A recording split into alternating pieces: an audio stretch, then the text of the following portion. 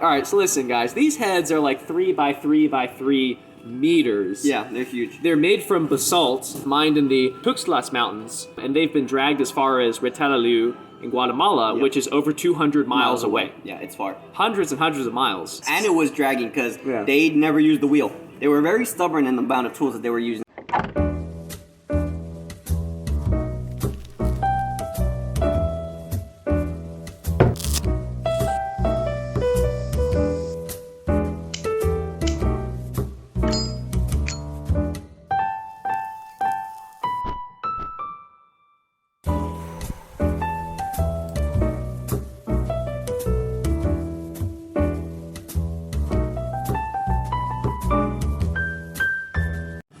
Good afternoon, History Puffs. Welcome back. I'm here with Gio. What's up? My good friend. Now, Gio, what goes together better than a good cigar and great conversation? Honey up the ass. Not gonna lie. Not gonna lie. Yeah, so to clarify that, History Puffs, the Mayans actually used to partake in this ritual to speak to the gods. And what they would do is they would actually butt chug honey. It was fermented honey, so it was definitely alcoholic. But we know from history that people actually used to preserve psychedelic mushrooms and psychedelic drugs in honey. So there might have been a psychoactive component to it too. But it's actually documented. It is literally set in stone that this is how they talk to the gods. Yep, that is how they talk to gods, you know. We gotta get to them some way. Gotta get and have a good time. We gotta have a good time at the same time. Some people read the Bible. We just shove honey up our butt. Take honey up. So you have Mayan ancestry. I do. All right, tell me about that while I'm lighting up here. So my mom is from Guatemala. There's not much we know about my grandmother, what her side, but my grandfather, he has a lot of Spanish and Mayan ancestry. So a fun fact is that when my grandfather, I didn't know him very well, he spoke one of the Mayan dialects called Cachiquela. Unfortunately, I wasn't able to learn it with him, but he spoke it, lived in a predominantly Mayan community in Guatemala, my uncle who owns a farm up in northern Guatemala, which is very Mayan dense, also have a bunch of Mayan people like currently living on his farm. So it's really cool. Right. Yeah. Go ahead. So one big misconception, and we'll talk. I know you have a lot to say about this. Yep. Is that the Mayans are mainly in the Yucatan Peninsula, right? That they're it's in that part of Mexico that sticks up. They're actually not. They started out in Guatemala. Yep. Back in we don't really know, probably like 1500 BC, sometime around then. After really the old. Olmecs. Right, no, they're very old. Really old. And so they settled down because they discovered how to make alcohol. Yes. Basically. So, I love that theory. So the theory is that every early civilization settles because they learned how to make alcohol. Yeah. So you've got beer in Europe, you've got pulque in America, which is fermented agave. So they basically made tequila that was undistilled. Yep. And then you've got, like, in Tibet, you have yak's milk alcohol, you have rice wine in China, things like that. So what did they grow, the Mayans? So they did a lot of corn. I remember being that corn. They used it to make tamales. I'm forgetting the word right now, but that was a big thing there. Obviously, they used to fish a lot, and it was very difficult actually getting cultivation down around Guatemala and the Yucatan, just because the jungle is not good. Also for water, but a lot of things that still carry on to this day. Chocolate was a big deal. It was almost like a royal food that only the king partook in. Oh, really? It was just pure chocolate with chili flakes. That's how they made hot chocolate. And Really? it was like a royal drink. Like spicy chocolate? Yeah, it was super weird. That's like just straight out of cocoa. That's a different, like, hot chocolate. It was pretty cool. I've always wanted to try it, and I got the chance to try it. And then another big thing that Guatemala is currently known for is their coffee. Yeah, Coffee is huge there, especially around where my grandpa lives, because in central Guatemala, that's the most volcanic area, and volcanic soil is like amazing for coffee growing. I heard that if you have, like, straight coffee, like straight from the Amazon, or like just straight from anywhere, it's like a religious experience. Yeah. I mean, just it's crazy insane. over there. It's amazing over there. But yeah, chocolate was humongous towards the Mayans. And tobacco. Tobacco was huge. Sweet tobacco. And fermented honey for some reason, you know. Yeah, well, that went somewhere else. But and then also. Well, actually, fun fact: they used to smoke tobacco up their noses. I do remember that. Yeah, I did hear about these that. nose pipes. So it hits you differently if it goes up the nose. Yeah. So they would like go have out of body experiences. At least they write about that. Yeah, So- my ancestors were living it up. They were living Yeah, it up back in the day. Just take something up every which way in the body. Yeah, they were living it up back in the day. Yeah, they were. That's pretty cool. No. But yeah, that from what I remember, those aside before the Spaniards came in, those were really famous and popular in the Mayan culture there. They're very Yeah. important to them. Well, they're popular now. Yeah, and they're popular now, so probably carries don't go on. a day without chocolate or coffee. Oh, right? yeah, definitely not. Maybe chocolate, but the coffee now. I need my coffee. Oh my God, I need my addicted. coffee. Those damn Spaniards. They messed it up. Those damn They messed it Spaniards. up. We're living it up, you know? I know. All right. Anyways, the Mayans actually came after this civilization called the Olmecs. Yep. Now, we don't really know a lot about the Olmecs. Except we know that they had big heads. Yes. For some You know what I reason. mean? They had big massive heads, heads. yep. Why? Like, how and why? All right, so listen, guys. These heads are like 3 by 3 by 3 meters. Yeah, they're huge. They're made from basalt, like pure basalt that was mined in the Retalalalu. It's I don't know how to pronounce it. That's how weird it is. It's some Olmec word. I'm sorry, they're in the Tuxtlas Mountains, and they've been dragged as far as Retalalu in Guatemala, Yep. which is over 200 miles away. Yeah, it's far. Hundreds and hundreds of miles. They're dragging these massive, and they're dragging like straight blocks of stone. So it's not like, this is an insane task. And it was dragging because Yeah. they never used the wheel. They were very stubborn in the amount of tools that they were using. Like they had and they knew about the technology for steel, and iron, but they never tried it. They never Really? incorporated it. A lot of it was a stone. Like I remember, I saw a documentary. They actually found steel weaponry and like a steel dagger in in a tomb of a king. Yeah. I forgot which one it was, but to them that gave an identification that king must have been very wealthy because steel is like one of those hard to come by metals for them. Really? Yeah. So they were very aware of it. They just never practiced the art of steel making. That's so interesting Yeah. because they had steel, but they never used it. Yeah. I know they had copper too, but they Yes, never they used it. never used it. Like they made copper jewelry. Yes. On like kings. Yeah, jewelry for them. Also, another thing about jewelry, one of the biggest things that you always see revolving around royalty and religious is jade. Jade was humongous. It like represented life. Yeah. I remember for the Palenque, Pakal, Yeah, the king of Pakal, he was buried with a jade mask. Like A straight jade mask. Wow. Yeah. So that was cool. And another thing about weaponry, obsidian. Obsidian Yeah. was huge, and it's really, really That was sharp. huge everywhere, and Yeah. actually I've heard they use obsidian even to this day, like in some scalpels. It's ridiculous. Yeah, It's sharper that than sharp. steel. Yeah, it's Yeah. that sharp. It's ridiculous. Yeah. But the Mayans, they were insanely warlike. Yeah. I mean, oh my God, they were just from day one. They all were that just honey, they're- destroying each other. So, but the Mayans actually, they never had standing armies. Nope. Right? They would just, I mean, a king would demand sacrifices, and they would go out to a neighboring village and Just take 'em. Take them, right? Yeah, take 'em. And so that actually comes into play when the Spaniards invade. Yep. But we don't know much about Mayan history because, again, those damn Spaniards burned it all. everything.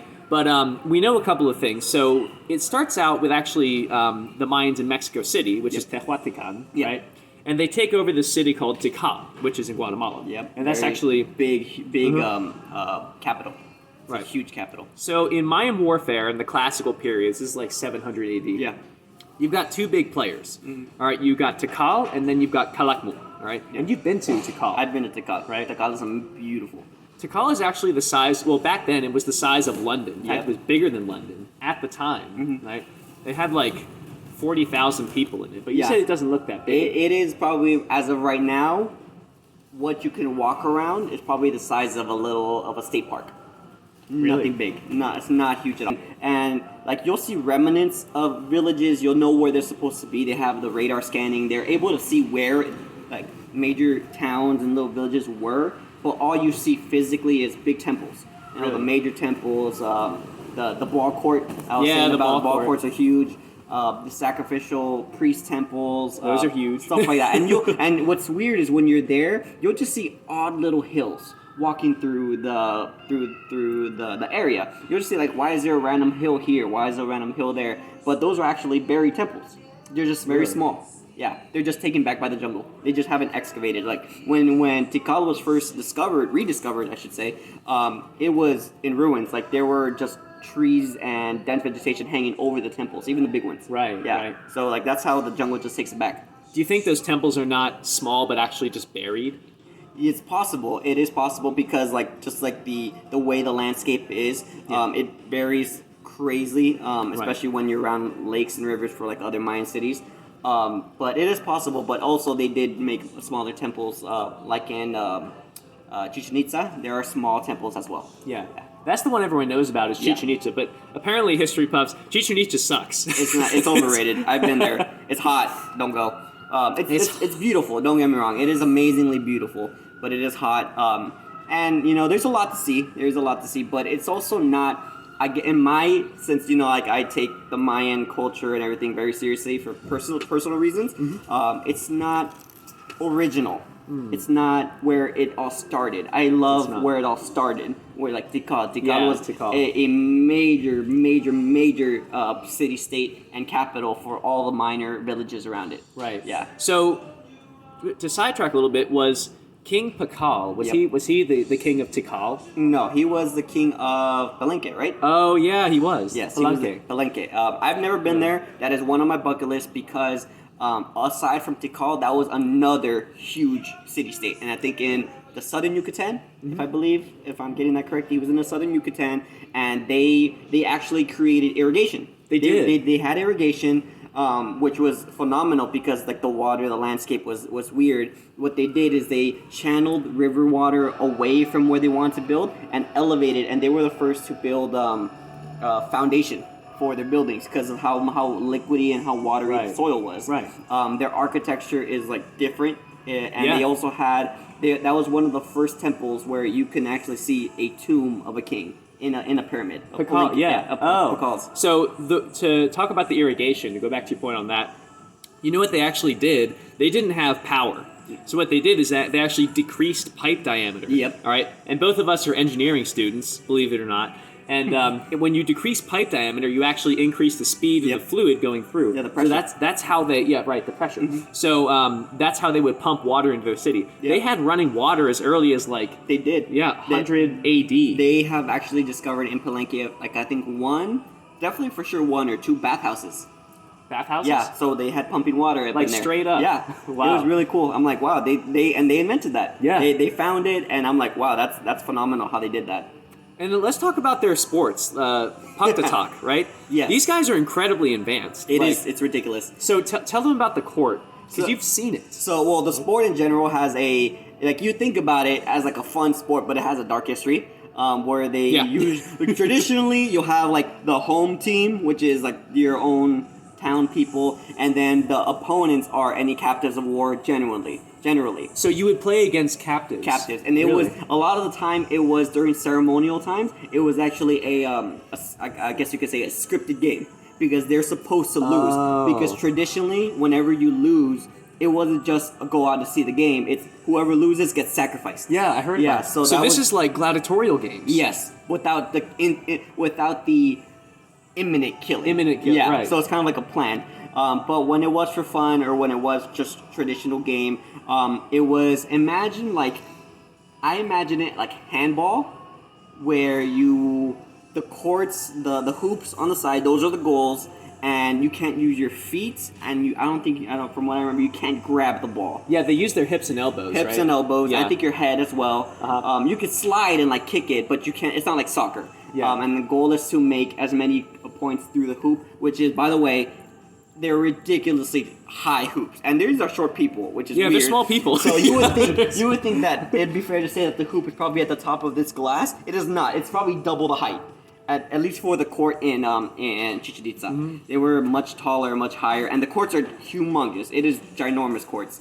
So it was definitely a lot of people. And this is like they're playing with a solid rubber ball. They didn't have inflated. No, it was solid rubber. Solid rubber. And their and to go back to the engineering, a lot of the courts were actually placed in line with sunrise and sunset. So that's how they would time the games. Is that there would be a line at the end of one court, and when the sun reached that line or the shade reached that line, the game was over. Really? Yeah.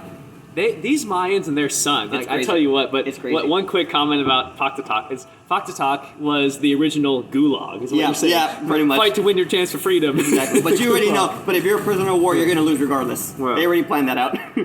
So, using the sun to time things. Yeah. Why were they so obsessed with that?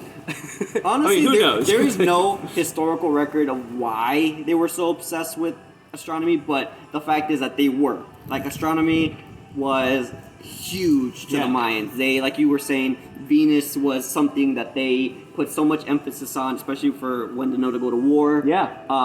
It's just like when the Muslims would go to war based on the blood moon. Exactly. Right? You see that in the siege of Constantinople. Yeah. But the Mayans would, I don't know what the criteria was, neither do we. but they would use Venus to plan their It was battle very plans. important.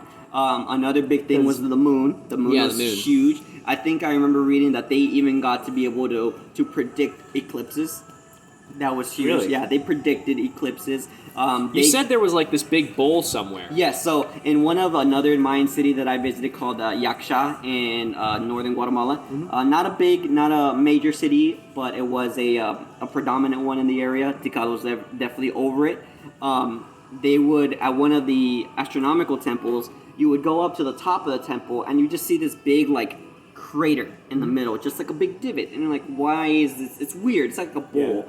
And they were so smart that what they would do is climb to the top of these temples with the crater, fill it with water, and then at night they could just stare down into it and it would reflect the stars, so they wouldn't have to look up into it. They would just look down and map out everything. That's really cool. Yeah, no, that's really cool. And then obviously one of the other big things was the observatory in Chichen Itza. That was my personal favorite thing to do, just because I like astronomy as well.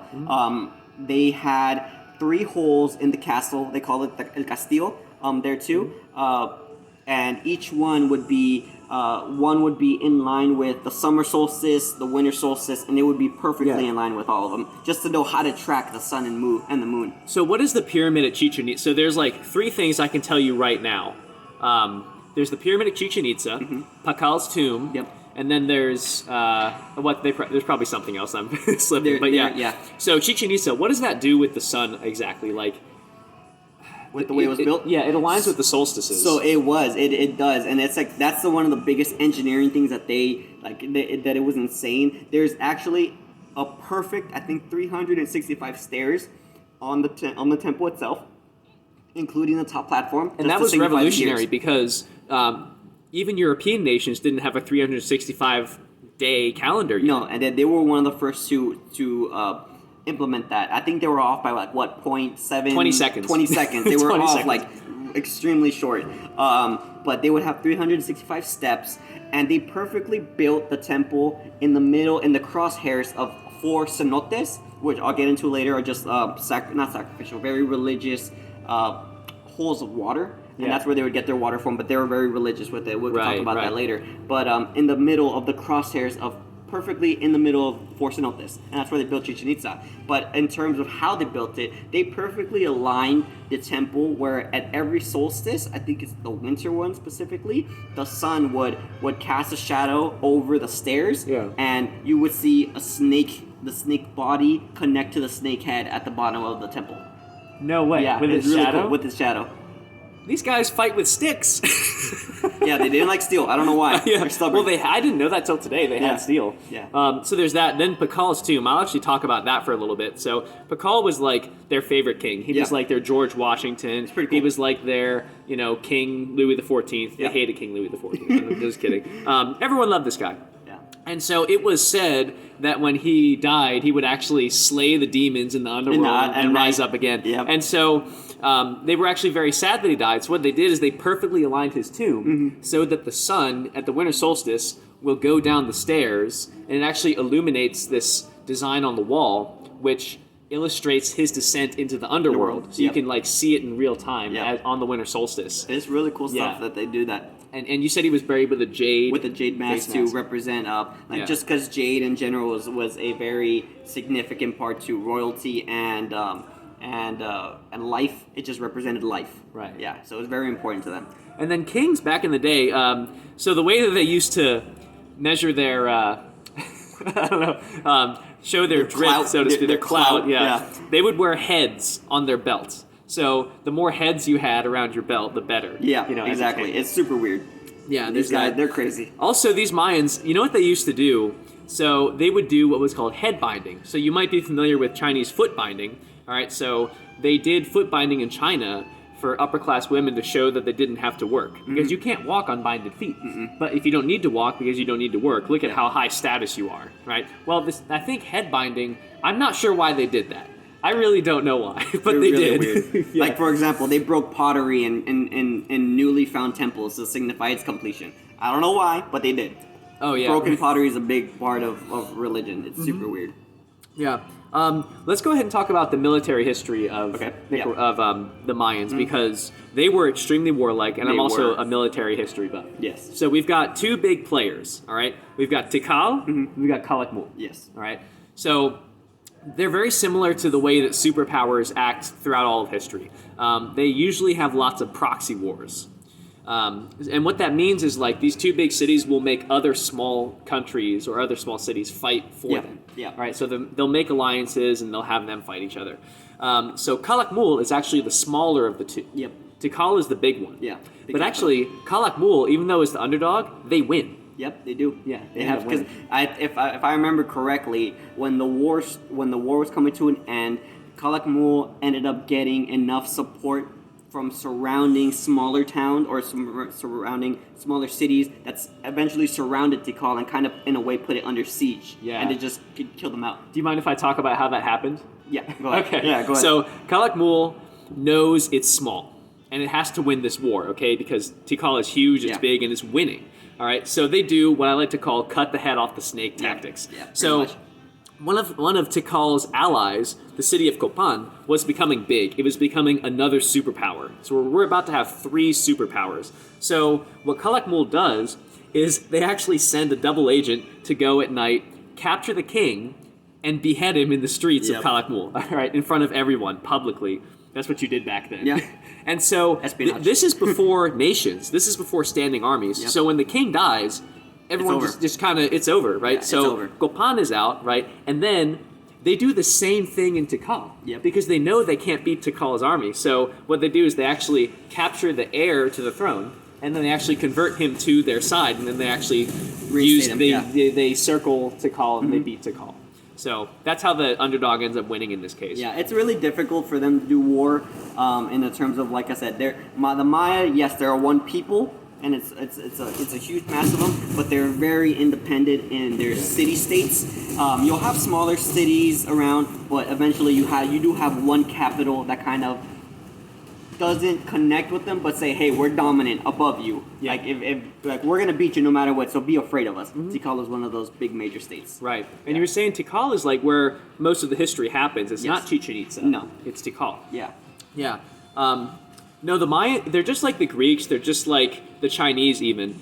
There's lots and lots of little cities, and they're always fighting each other. And actually, the goal of war was to capture. Yeah, It was not to kill. Not to kill. It was to capture, because they would sacrifice them. them. I mean, they would have, those temples are huge. Yeah. Right? I mean, you've been there. Yeah, they're huge. humongous, which is ironic. The stairs are steep, Yeah. majorly steep, and my people are very short. We're very, very short, so I don't know how they did that. But the thing is, those temples are huge, but there's written accounts of the temples being covered in blood. Yes. Covered in blood. Yeah. From sacrifice victims. So they did lots of sacrificing. And fun fact, they used to paint their sacrifice victims blue. I don't know why. They're weird. They're weird. No, we've gotten over that. So the Olmecs, who came before the Mayans, they actually established a lot of the religion in the region. Yeah, they did. So they came up with the feathered serpent god. So you have both the Aztecs and the Mayans. Their main god was a feathered serpent. So the Aztecs called it Quetzalcoatl, right? And the Mayans called it Kukulkan. Yep. Imagine that. It's like the Europeans come and it's like, who's your god? It's like, oh, it's this meek man, you know. It's about 30 years old, Middle Eastern. Who's your god? I worship a feathered serpent. Snake, and he flies. And he flies. Cool. They also worship, like, their gods are really cool too. Like I am very interested with the Mayan religion. One of my favorite disputed gods, I guess you could say, was it's I think it's a woman or a man, and he's hanging from a noose. That's one of the gods. It's a god of suicide. There's a god of suicide? There is, because suicide was actually one of it's an important aspect of their religion. It's really weird. Why? Do you know? There's not a lot known. It's still disputed whether it was a real god or not, because there's a lot of writing about it. But you know, we can't decipher it. But there's still some debate on it, whether it was a god or not. But just in general, suicide was a big also part. Really? In that, yeah. I know that in some Greek cultures, it was expected that when you were old and no longer a use to society, you were expected to kill yourself with hemlock. So hemlock is like it's a poisonous root. Yeah. You were expected to kill yourself. So maybe that was it. Maybe. I don't know. Yeah. I know the Vikings used to kill their old people too. It's crazy, and then going back to the sacrificial part, cutting out the hearts of the people that you're sacrificing wasn't the only way. In Chichen Itza, you have going back to the cenotes. So what a cenote is, it's just a big hole in the ground where rainwater collects, because there's no running water in the Yucatan. Water is really hard to come by, and that's how they would collect it. It's all just holes of fresh water. Okay. And they go in for miles and miles and miles. There's 4 big ones around Chichen Itza, where the temple, El Castillo, the main temple, is right in the middle of them. And they theorize that there's a cenote underneath it, but due to Mexican laws, they can't excavate and they can't go underneath. So that's just a theory right now. But what they would do is they would throw jewels, they would throw gold, jade into the cenotes, broken pottery, just because at that point, like I said, broken pottery was a big deal with almost like establishing this is new or this is religious, and then also people. Yeah. Like I think they have found skeletons in there. They would throw people in there. They would throw people in there. Okay. Yeah, I know everyone thinks of cutting the heart out as the main way of killing people, but I guess... Oh, no, they're very creative. They're very creative. They're very creative. Very creative. No, the Mayans are very creative. I mean, how do you build temples like that? How do you build big heads? Exactly. They didn't look at it like, oh, we don't have the technology to do that. Exactly. Like, they looked at it like, we need to move this multi-ton stone block. Let's do it. Yeah. And then one of the aspects of Mayan culture that I am most proud of, that I like to carry on with me, I can kind of say carries on to my engineering love. Yeah, we're both engineering students. I don't know how. I wouldn't trust me. But they are amazing with mathematics. Yeah. They have an amazing number system, counting system, and they were one of, if not the first, ancient civilization to implement the idea of zero as a placeholder. Right. It didn't signify to them non-existence. It was something. Right. And that's what helped them become so advanced and so precise in their calculations. Mm-hmm. And it was amazing. Yeah, I think the only other nation that came up with a zero was India. Yeah. And that was not until 1000 AD. Yeah. Right? And that's already when the Spanish... Well, no, the Spanish didn't arrive till 1400, but it's just amazing how advanced these people were. Yeah, it's insane. And of course, we should talk about the Spanish now. Yes. Right, so you got the mathematics. Oh, but quick note about mathematics. They actually first had a 260-day calendar. Yes, they did. And not 365. And then you said that their calendar actually never ended. Because back then it wasn't... You didn't think of the year as going in a cycle. It just kept going. Yeah, most people think of time as linear, as it continues on. To them, it was very circular. The circular idea was very important to them. So the calendar to them, it didn't signify an end. It signified a new beginning. Okay. So that's why a lot of people confuse the 2012, December 21st, 2012, as the end of the world, because it didn't signify an end. It just signified a new beginning. So it restarted. Yes, it pretty much restarted. So I think what they meant was when COVID wipes us all out, we're going to restart. Yeah. Like when you see the original calendar, it's a circle. It's a circle of interlocking dates, and they would just roll and interlock and just restart. It's really, really phenomenal. I've seen a Mayan calendar, and it's a circle. Yeah. Yeah. It just rotates. And it's really, really cool how their idea and how they visualize life and time and math, all that kind of stuff. Right. Yeah. No, it's absolutely fascinating. It's too bad that those damn Spanish had to burn all everything. Take a drink every time I say the damn Spanish. Let's talk about them. All right. So they didn't get off on the right foot with the Spanish. Nope. Because it was 3 Spaniards. Yep. They shipwrecked outside of Tikal. Yep. And they sacrificed them. Yep. That was it. Yep. No shame. So the Spanish are mad. They come back with 400 Spaniards, and each one of them has muskets. Now, keep in mind, they didn't win because they had guns. Nope. You got to keep in mind, this is 1500. They have matchlock muskets. Yep. These are not reliable weapons. And it's wet down there. Your powder's going to get wet. They have steel, but I mean... Obsidian is sharper than steel. Obsidian is ridiculously sharp. I remember someone was swinging around an obsidian blunt force weapon and just kind of scraped the side of their leg. It cut a big old gash in his leg. Really? Yes. It was ridiculously sharp. Yeah, no. So it's not because of their technology. We've seen nations like the Zulu beating the British. We've seen country, like small groups of people beating bigger, technologically superior nations all the time. Yeah. It's not because they have better technology. It's because the Mayans all hate each other. Yeah, they're good at it. They're good at fighting. Yeah. So what the Spanish do is they actually come in and they start allying with these rivaling city-states. And that's how they end up beating everyone, because the Tikal hates Calakmul and vice versa, right? So they want to duke it out. Yeah. And then the Spanish end up taking over everybody. Exactly. Yeah. And also we can't leave out diseases. That was a huge factor. Yeah. And then the last thing I'll say is the Mayans were mainly gone by the time the Spanish got it was really weird that like no one knows how they disappeared. Like I said, a lot of the historical texts gone. So on them. But yeah, it's really weird. No one knows how they disappeared. There's theories and all that kind of stuff, but no one knows. I mean, don't get me wrong. There are still Mayans existing. Like my family does have a lot of Mayan history. They're still there, but the actual big players, no one knows really well. So the theories are there was a drought, yes, right? That's a big theory in Chichen Itza. Yeah. Just going back to water, there's no irrigation, so any water they got was rainwater. They got it from the cenote, so that's another big theory of how they left Chichen Itza. Right. Yeah. Yeah. So irrigation, crop failures, like things like that, but no one really knows. Yeah, no one knows what happened to the Mayans. It's super weird. But like we said, Tikal had over like 40,000 people in it. Yep. By the time the Spanish got there was maybe 10,000 people. Like very, very underpopulated. It is weird. Like no one knows, and like I would love to learn one day what happened. Yeah. I think we all would. Yeah. Yeah. So that's all I really have to say. Gio, do you have anything to add? If you ever get a chance to visit Guatemala, I would highly recommend it. Remember, the Mayans are not from Mexico. That's a highly misconception. That's a big misconception people have. Sorry, I don't know how to English. Go to Guatemala. That's where it all started. Northern Guatemala, Petén, beautiful country, amazing. Be safe. It's very dangerous as well, so be safe. But I highly recommend you go visit it. I mean, they've got a lot of tobacco, like beer. cigars. Which, by the way, Gio, what are you smoking? I was smoking a Romeo and Juliet, which is a Cuban cigar. That's the first Cuban that's come on the channel, baby. Let's go. Hey, connections. Yeah, I'm smoking the El Rico Habano. So how's the Romeo? Definitely, it's very strong. Like you can definitely feel. I'm gonna actually relight it, but it is very strong. The tobacco, you can just taste and feel the difference in tobacco quality. One of the fun facts I like to say about these is that when you go to Cuba to order or get more of these, you can go into the tobacco shops and see the man individually roll each and every tobacco leaf.